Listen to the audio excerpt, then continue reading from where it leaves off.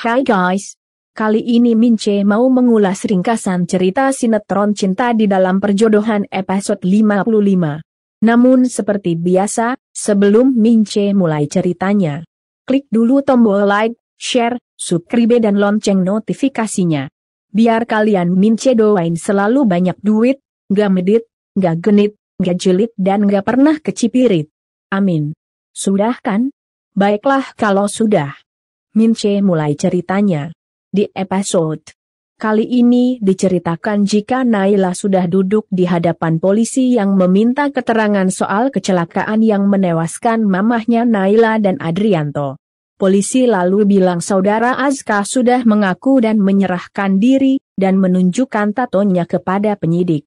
Apa benar laki-laki bertato seperti itu yang menabrak kamu melihat sendiri atau hanya menduga? Naila terdiam dan tak lama akhirnya mengangguk. Saya memang melihat ada pria bertato seperti itu menabrak mobil saya. Tapi setelah itu saya pingsan. Polisi sambil mencatat keterangan dari Naila lalu tanya. Kamu lihat wajahnya? Naila malah terdiam. Polisi pun lalu tanya lagi. Saya ulangi lagi. Apa kamu melihat wajahnya? Naila yang terlihat dilema lalu menggeleng pelan. Tidak Pak, saat itu gelap. Polisi pun kembali mencatat keterangan Naila. Sementara itu Naila dengan wajah tegang lalu bertanya dalam hati. Pak Hendra sedang bicara apa dengan Pak Azka? Apa mereka beneran sekongkol atau gimana? Naila pun jadi menghela napas panjang karena malam itu memang gelap dan gak bisa melihat wajah pelakunya. Namun Pak Azka sudah mengaku dia pelakunya. Polisi pun lalu tanya lagi. Menurut pengakuan saudara Azka, dia pelaku tunggal. Kamu pernah mendengar atau mengetahui ada orang lain yang terlibat? Naila pun jadi makin dilema dan mau jawab. Namun matanya malah melihat Edwin yang lagi mengawasi Naila dari luar kantor polisi.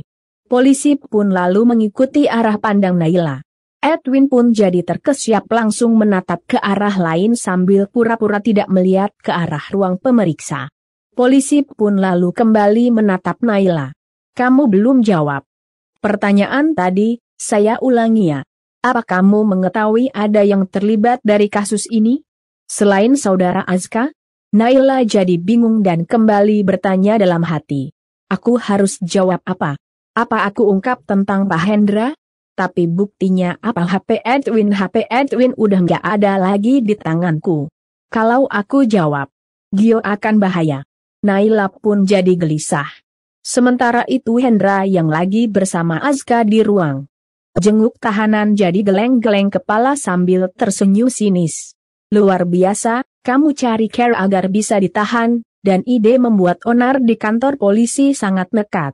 Azka diam dan malah menatap dingin. Hendra pun lalu melanjutkan ucapannya. Kamu tahu, kamu luar biasa, saya tidak salah mendidik kamu ya. Kamu benar-benar jadi laki-laki. Sampai mengorbankan diri kamu sendiri untuk Naila agar dia tidak disakiti lagi oleh saya. Hahaha. Kamu memang sangat mencintai Naila. Azka sambil menatap tajam lalu bilang. Jangan ganggu hidupnya lagi. Kamu tahu ini kesepakatan kita. Hendra malah menghela napas dan bilang di satu pihak saya sangat bahagia, puas dan saya menang. Tapi di lain pihak saya sedih lihat kamu. Saya yang besarkan kamu Azka.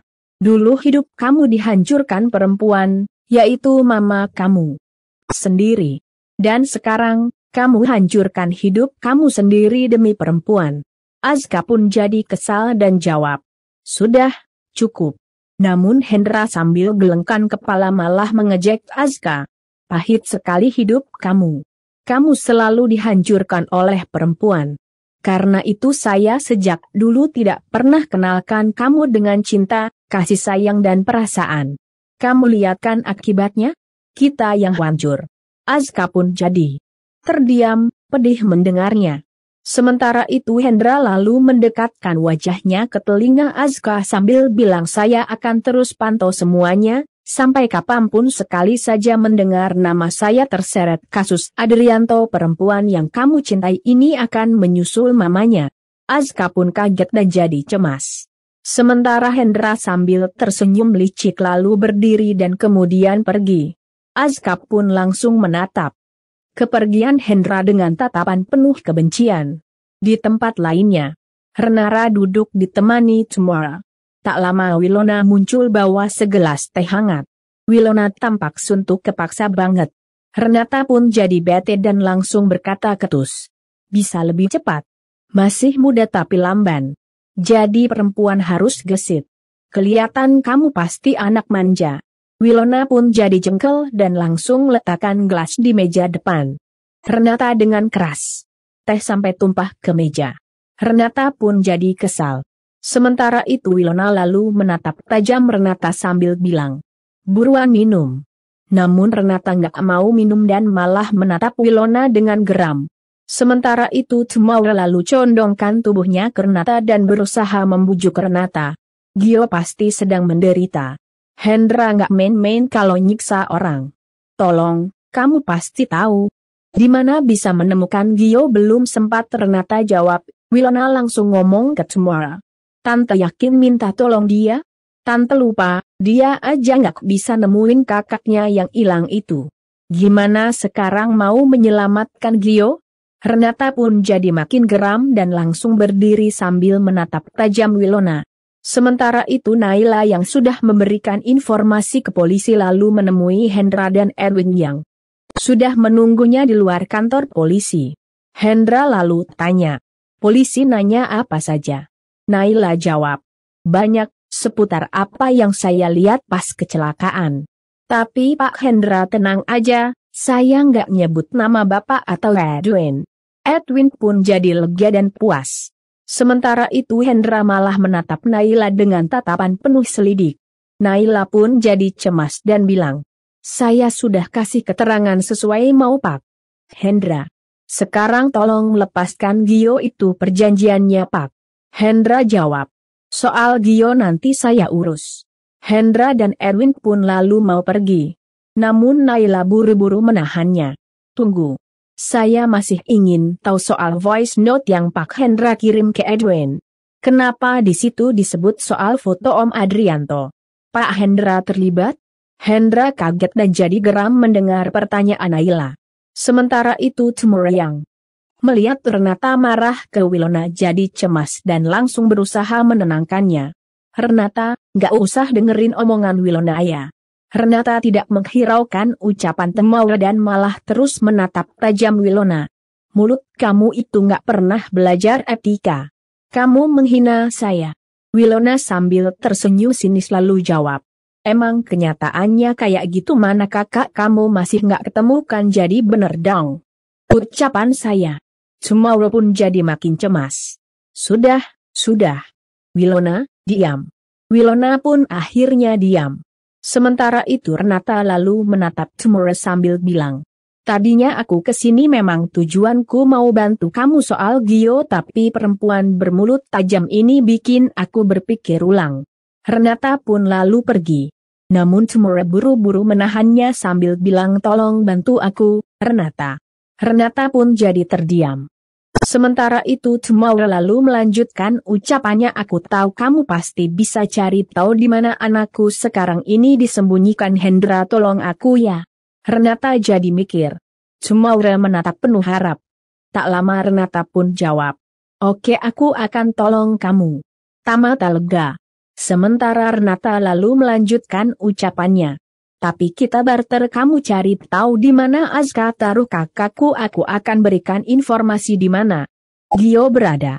Cemara kaget dan jadi bingung. Sementara Wilona jadi marah. Bener kan? Kamu nggak bisa apa-apa.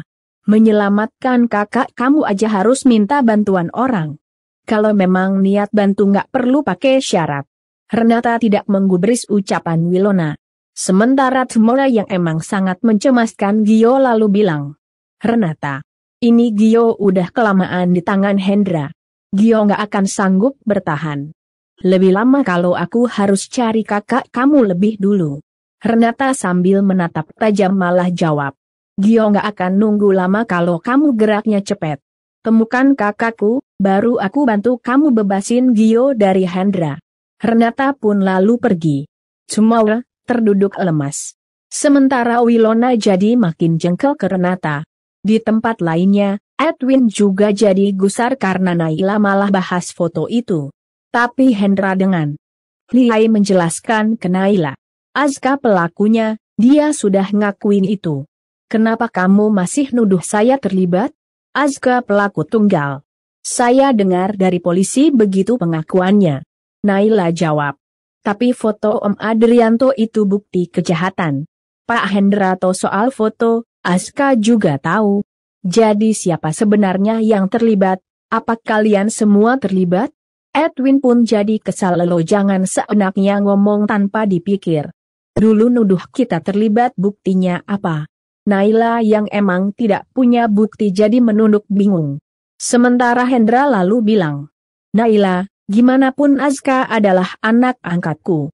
Foto itu barang bukti kejahatan Azka, kalau sampai foto itu didapatkan polisi, saya bisa ikut keseret masalah Azka. Karena itu saya kirim voice note itu ke Edwin, untuk memusnahkannya.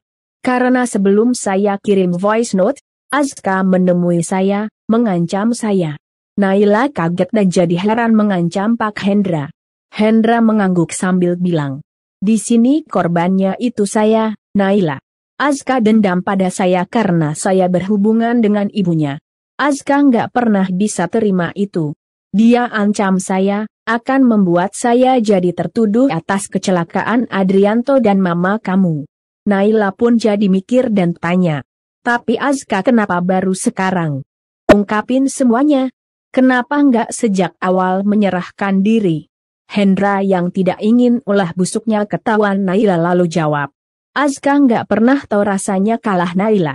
Azka berusaha memanipulasi kamu agar kamu nggak curiga dan dia selamat dari kecurigaan.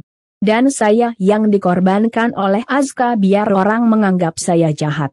Azka selalu ingin menguasai orang lain. Kamu harusnya sadar itu. Naila pun jadi terdiam.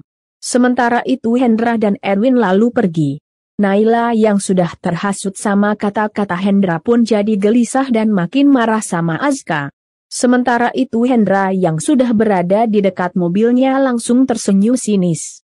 Sopir pun bukain pintu mobil. Hendra pun lalu masuk ke dalam mobil. Edwin yang berdiri di depan pintu mobil lalu bilang, Bos, sepertinya Naila percaya sama kata-kata bos tadi. Bos hebat bisa meyakinkan Naila. Apalagi soal alasan. Voice note dari bos memang logis. Hendra sambil tersenyum sinis jawab. Bukan Hendra namanya kalau nggak bisa mengendalikan orang. Naila itu sedang tertekan, jiwanya jadi lemah. Jadi saya bisa manipulasi pikiran dia. Edwin pun mengangguk dan jadi kagum pada Hendra. Edwin lalu tanya. Gio gimana bos? Kita lepasin? Hendra jawab. Gio urus sesuai rencana Win. Edwin kaget dan tanya. Maksudnya, Gio? Dihabisi bos. Hendra mengangguk. Sekarang justru Gio berbahaya buat kita. Jangan sampai Gio buka mulut. Sekalian saja bungkam untuk selamanya. Edwin makin kaget. Namun tak lama Edwin pun akhirnya mengangguk. Edwin pun lalu menutup pintu mobil Hendra dan mobil pun lalu melaju pergi.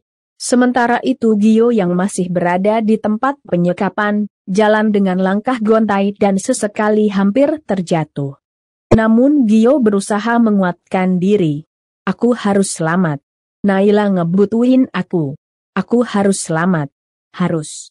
Gio pun kembali melanjutkan langkahnya dan tak lama teringat saat Gio berhasil membawa Naila keluar dari rumahnya Hendra. Saat itu Gio bilang akan jaga Naila.